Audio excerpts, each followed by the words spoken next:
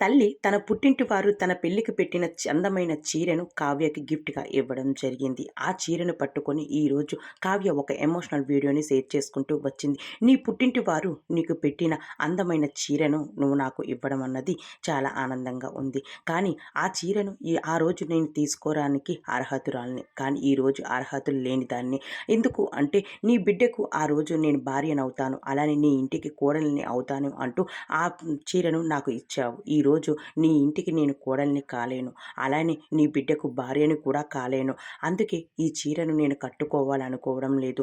మీ చీరను మీకే ఇచ్చేయాలి అనుకుంటూ ఉన్నాను. మీ ఇంటికి వచ్చే కోడలికి ఈ చీరను అందజేస్తారనుకుంటూ ఉన్నాను. అసలు మీ ఇంట్లో అడుగుపెట్టి ఆ మహాలక్ష్మికి ఈ చీరను అందజేయండి నా తరపున అంటూ చెప్పుకొచ్చేసింది. అయితే నిఖిల్, కావ్య ఇప్పుడు చిన్ని సీరియల్‌లో మరోసారి ఒకటవ్వబోతూ ఉన్నారు. కానీ వీరిద్దరి మధ్య ఇంకా ప్రేమ చిగురించలేదని కనిపిస్తూ వచ్చేస్తూ ఉంది. అలా అయితే తన అత్త తనకు ఎంతో ప్రేమగా ఇచ్చిన ఈ చీరను తన దగ్గరే పెట్టుకొని ఆనందంగా గడిపేస్తూ ఉండొచ్చు కావ్య. కానీ ఆ చీరను వెనక్కి ఇస్తుందంటే చాలా బాధగా ఉంది అంటూ అభిమానులు చెప్పుకొచ్చేస్తూ వచ్చేస్తున్నారు.